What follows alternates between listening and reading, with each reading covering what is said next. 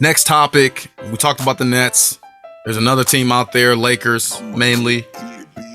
Maybe some other teams, I don't know. But those two in particular. Who should be panicking more, guys? Just in general. Who's not living up to expectations? Who maybe needs to trade a superstar that they thought would produce, that's really not producing like they thought they would, i.e. Russell Westbrook. Nets, Lakers, or other. Who do you guys think is panicking more and why? Zay, go. It's definitely the Nets because of all the reasons we just talked about. Yeah. And, in past shows, each one of us has mentioned, like, this year is the year that somebody needs to see something. It's been way too long for the amount of star power they have on that team. It's definitely, in my opinion, it's been way too long for them to be championship lists. No matter the circumstances, injuries, all that, all three of those guys, Kyrie Irving, James Harden, and Kevin Durant, they should be able to get it done. Yeah, they should be able to get it done. And, you look at a potential, if they're not able to get it done again this year, which I really feel like that'd be the case, you looking at a potential blow-up situation. Where everybody just gets man, it's just time to go. Yep. Kevin Durant. The experiment would be over at that point. Yeah. Kevin Durant shown that he will get up and leave. Kyrie Irving, he really, it's just the time of day. He might get up and leave anytime if he wanted to. And then James Harden, he's getting older. 32 years old. You think of it, he really got, with the way he plays, probably 4 more years. Don't have a Max Kellerman, Tom Brady moment right now. He's gonna fall off a cliff, and then 12 years later, he's still playing. He could easily continue to play, but I think his competitiveness, his body gonna tell him to stop. Yeah. So, I can't really see him changing his game to how Vince Carter did and become strictly a shooter. But he could, and I love to see it, but I just can't really vision it, especially in today's NBA. BG, how you feeling about it? Who is panicking more, Nets, Lakers, or maybe you have another team in mind? I mean, I'm going to stick with between the Nets and the Lakers. And again, this is a tough question for me, but I think, if you take the whole situation into account, I think the Lakers should be panicking more because to me, when the Nets had Durant healthy, they were 1 or 2 in the East. They were at the top of the East. And I think we can all agree the East is easier to win than the West. And when Durant's healthy, there's a lot of teams that are balling out right now in the East. You're talking about Cleveland's having a great year. Chicago's having a great year. Miami's a great team. The Bucks obviously have Giannis and they're defending champs, and Philly's got Embiid. Toronto's a great team led by Fred VanVleet, but Durant can win you series by himself against a lot of those teams. Then you go in the West, and you got Phoenix, you got Golden State, you got Ja and the Grizzlies, you got Utah, you got Dallas, Luka and Dallas, you got the Denver Nuggets with Jokic. LeBron by himself is not winning you a series against the Suns, against Golden State. We saw that. No. Yeah. So I think the Nets just got to get Durant back, and then they're fine. The Lakers got to figure some stuff out. And they possibly need a trade. They possibly need a huge trade. And they're sitting at 9 in the West right now. They're bare minimum in the playoff, in the play-in game.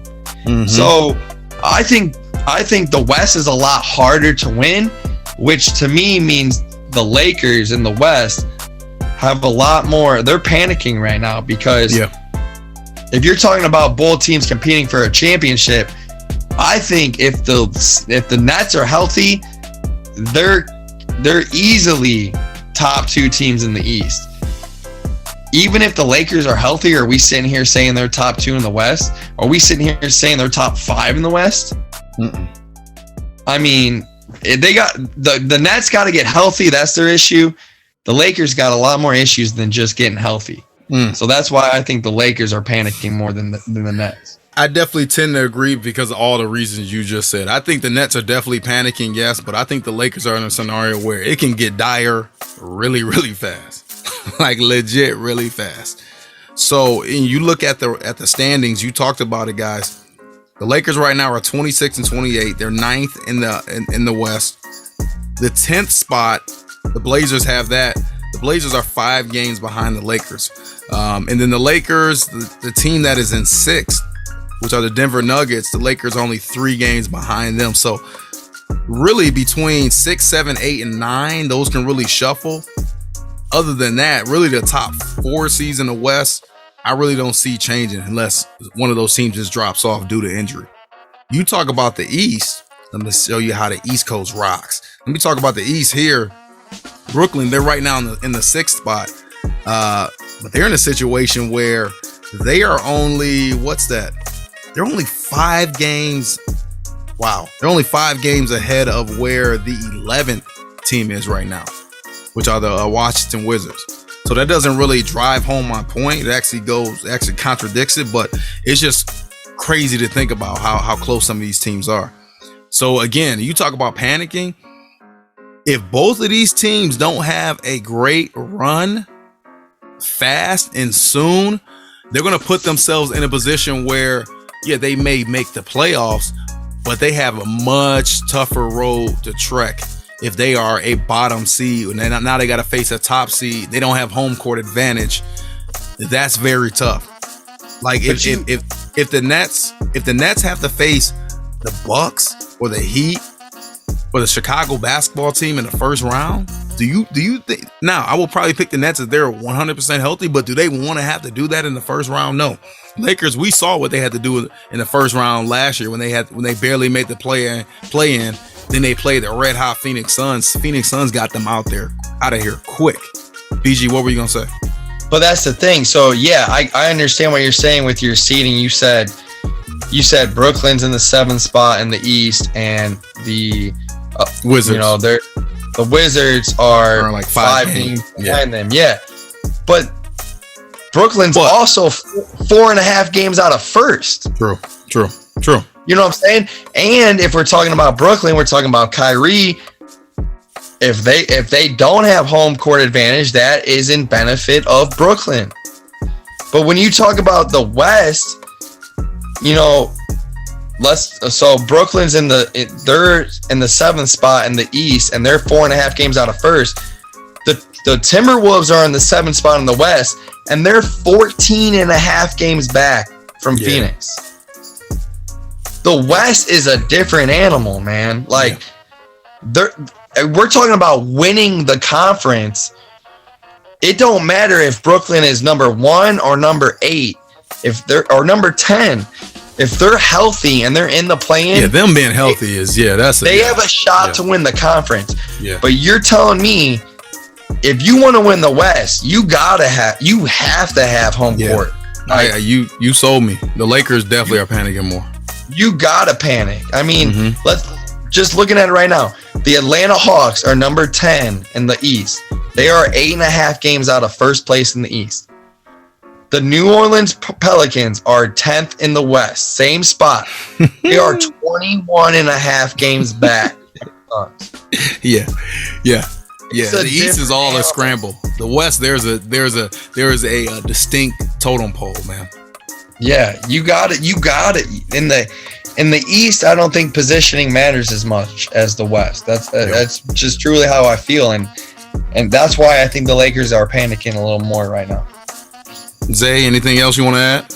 Yeah, I mean, it's one of those things. I definitely agree with everything you and BG said. I just feel like the Nets, going back to we haven't really touched on it, but like the money part of things, it's like, man, you bought this nice shiny toy, and it just became nice. It's not even shiny no more. Right, so it's like, man, we spent a lot of money on this toy. You better play with it. Our parents would say. Oh, I know. My boy Tyson, man. Yeah, I know. Y'all better make something out of it. And it's just not happening. So I think budget wise, the Nets are definitely like, man, this could be really bad. And I think at the end of the day, a lot more people will be transitioning jobs if the Nets do not win a championship. I see what you're saying. Yeah. Well, yeah. And I will say to Zay's point, like, the Lakers don't have any, like, none of their big three are in any trade conversation. So that does add to the panic factor when you got one of your big three talking about being unhappy and being on trade talks. So it adds to it a little bit, of course, but strictly talking, if they're all there, I think the Lakers got more to panic about. But the Nets also have to deal with this situation where Harden's not happy. Yeah. You don't want that, honestly, with both of these teams. And it's been like this for the Lakers. This has been a year like from HE double hockey stick for the Lakers. Nets, it's been a rough patch in the middle of the season, and your best player, Kevin Durant, got hurt. So, it's just a rough patch, the dog days of the NBA season right now. But for the Lakers, it has been all bad since day one. Like, all bad since day one. So, I think both teams can definitely panic, quote unquote. But are you talking about the Nets? I think you get Kevin Durant back. You start winning a couple games. You really massage the ego of James Harden. Things get back on track. That snotty little, ugly little beat up toy starts to get a little shiny, a little nicer. As you talk about playoff times. But you talk about the Lakers and BG. I think you made the best point. The Lakers, even at their best, I don't think they've proven they're not a championship team. We're talking this year at their best. Like, this is not 2 years ago. It's not. Right? Those other teams have gotten better. Golden State is back. The Suns, they're back. They're better than ever. So you talk about just those two teams alone, let alone you talking Mavs and you talking Memphis, up-and-coming team like that. It's going to be a long, long road for the Lakers if they even do make the playoffs, because they're going to be a bottom seed. That's a lot to ask, not having any home court advantage with the team that your best player is a 37-year-old freak. But he's still 37 years old with probably the most amount of minutes played once he finishes his career. So it's a lot to ask, man.